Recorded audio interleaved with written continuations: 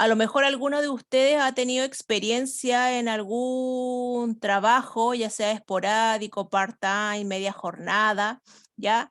Em, ¿Alguno de ustedes me podría comentar cuáles son aquellos puntos que los protegen a ustedes dentro de esos respectivos trabajos? ¿Cuál es el marco legal? Si alguno de ustedes sabe cuáles son sus deberes en el trabajo, pero también cuáles son los deberes que tiene el empleador con ustedes. Todo lo que se estipula en el contrato, ni Ya, más ni menos. Y como de forma general, no pasar creo que las 8 horas diarias con tiempo de colación y me olvidé. no, tranquila, ya. Hay muchas cosas que están entregadas como bien señalan ustedes, quedan grabadas en documentos como los contratos, ¿no es cierto? Donde se establecen las responsabilidades de ustedes y también las responsabilidades que tienen sus empleadores con ustedes.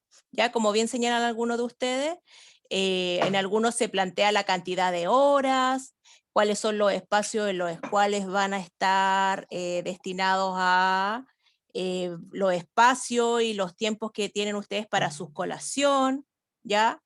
Esas son algunas de las cosas que están estipuladas en un contrato de trabajo, del cual tiene una copia usted, tiene una copia el empleador y también tiene una copia la inspección del trabajo, ¿ya? Está todo normado, está todo declarado, está todo, todos los agentes involucrados conocen lo que se dice en ese documento, ¿no es cierto?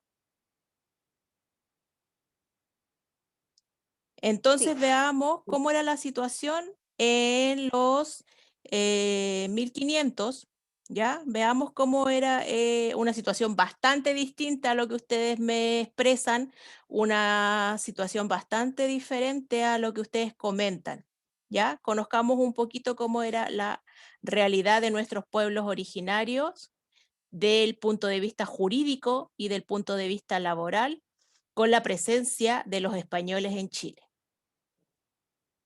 Ya. La primera ley que va a regir todo este sistema recibe el nombre de Ley de Burgos, ¿ya? Y que rige en Chile a partir del año 1512, ¿ya? Siempre se dio una discusión entre qué categoría tenían los indígenas frente a los españoles, si eran iguales, si no eran iguales.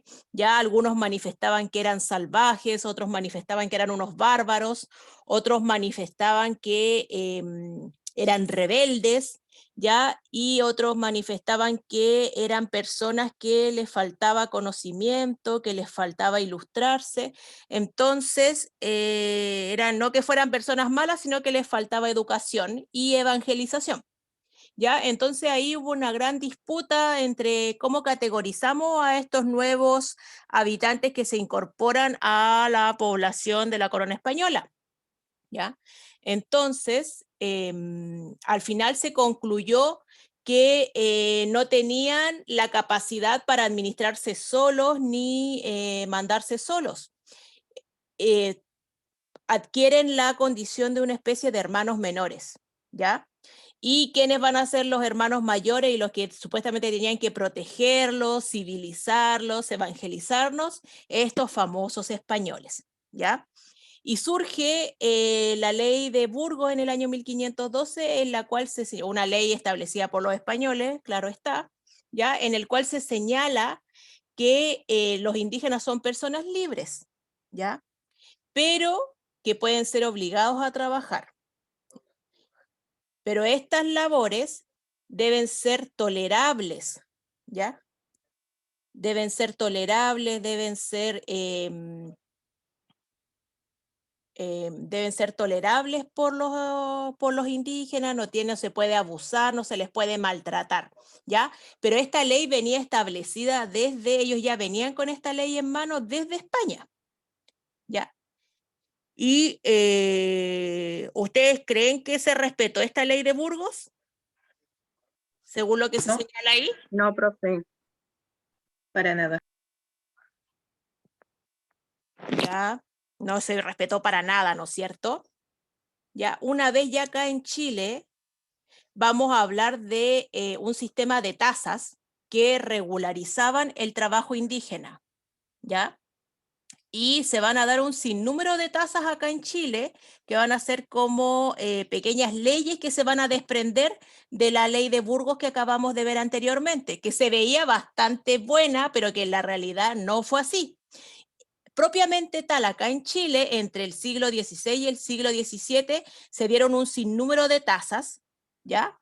Que trataban de regularizar el trabajo de los indígenas, y el encargado de visar que esto fuera correcto y se respetara la ley y se controlara la ley y hubiese sanciones para aquel español que no las cumpliera era el visitador, ¿ya? ¿Qué creen ustedes o qué pueden pensar ustedes según las características actitudinales que tenían nuestros españoles? ¿Este visitador controlaba realmente? ¿Sancionaba realmente? ¿Qué No, creen que hubiese profesora. podido pasar con este visitador? Profesora, se me ocurre que quizá no cumplía sus funciones y se les pagaba así como tipo coima. Ya, muy bien, muy bien. Están aprendiendo, han conocido bastante bien a estos españoles en las últimas clases que hemos tenido. Bien. Ya, les comentaré, pasaban dos situaciones. Una, había sí, típico que existía corrupción, coimas, paquetitos de dinero debajo de la manga, piedrecillas de oro que circulaban por aquí y por allá. Esa era una de las situaciones, ya que estos visitadores, como no tenían una idoneidad actitudinal muy pulcra, que digamos, igual como muchos de estos españoles, era fácil coimearlos, ¿ya? Y también ustedes saben que los medios comunicacionales, de que un visitador pudiese retornar a España a avisar lo que pasaba en Chile, o pudiese enviar una carta en un barco lo que pasaba en Chile, podía pasar prácticamente un año entre que llegara la comunicación de un lado a otro, y en el trayecto a esa carta le podían pasar muchas cosas. Podía desaparecer, podía quemarse, podría naufragar junto al navío, y o podía ser mágicamente cambiado el contenido de esas cartas que llegaban allá. Sucedían un sinnúmero de cosas que no vamos a caer en especulaciones nosotros, ¿cierto? ¿Quiénes somos nosotros para juzgar las situaciones que pasaban en ese tiempo? ¿Ya? Y se dieron estas tasas.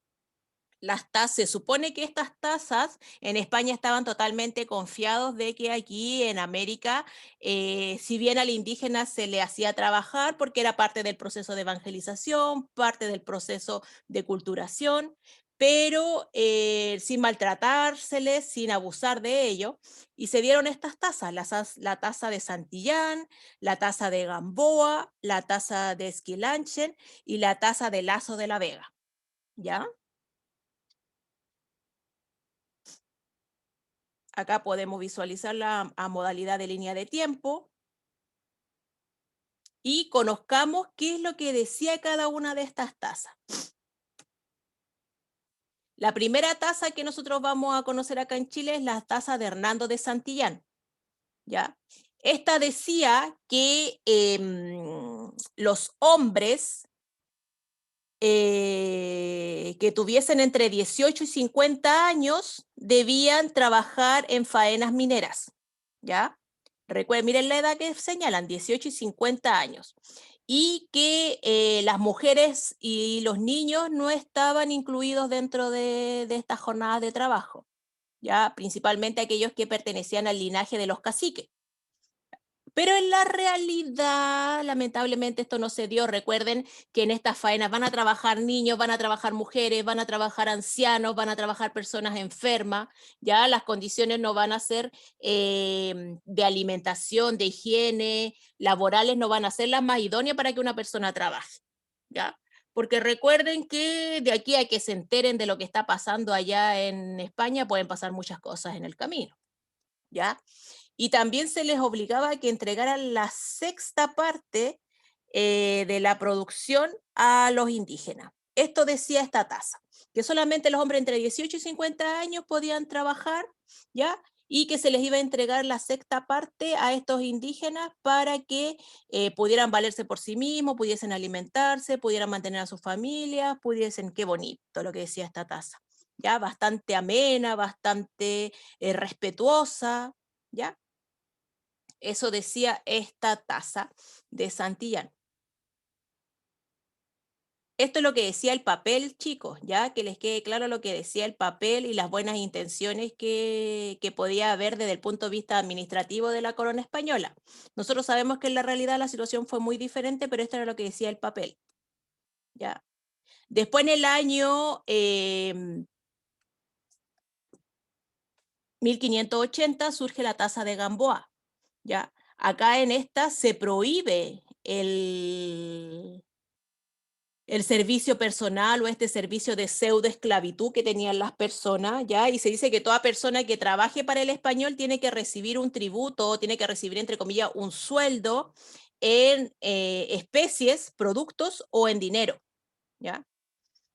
Y también se estableció un sistema de pueblos donde se albergaban a la población indígena, en el cual se aseguraba la corona española de que a estos indígenas se les diera el proceso de evangelización, ¿ya? Esto es lo que plantea la tasa de Gamboa. Después la tasa de 1622 señala que se abolió, o sea, ya nadie podía hacer servidumbre gratuitamente de los españoles, había que tener un pago, recibir, entre comillas, lo que conocemos nosotros como un sueldo, ¿ya? Y los trabajos no podían exceder de más de 207 días al año. O sea, acá, por ejemplo, entre los días festivos, supuestamente entre el día domingo, que era el día de Dios, en el que se iba a la iglesia, en el que se descansaba, ¿ya? Y cada vez estas leyes con el tiempo fueron siendo un poquito más amables con los indígenas. Y también tenemos la última tasa, la de 1635, en la cual se dice que los indígenas son personas libres, ¿ya? Y que tienen derecho a recibir un pago en dinero o en especies, ¿ya? Y se fijó el monto, que el sueldo en ese tiempo tenía que ser de 10 pesos, ¿ya? Y tenían que ser, y se les pagaba según el trabajo de 40 días de labores forzadas. ¿Ya? ¿A qué me refiero con esto? A labores de trabajo que requerían, no me refiero a labores forzadas que se les estuviese maltratando ni nada por el estilo, pero sí que requiriesen de un gran esfuerzo físico, como son las faenas mineras, las faenas agrícolas y las faenas ganaderas, ¿ya?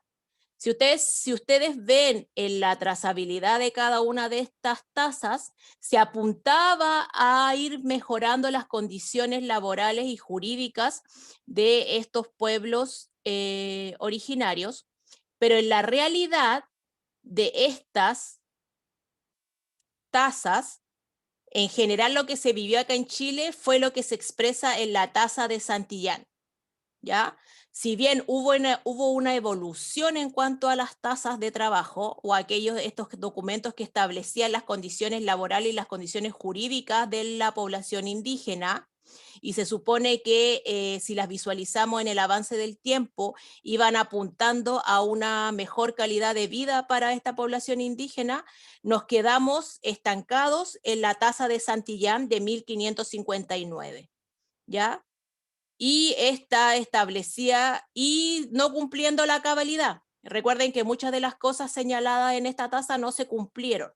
Ya nosotros sabemos que los indígenas fueron maltratados, que no se respetó el rango de edad, todos iban a trabajar, mujeres, niños, ancianos, enfermos, ¿ya?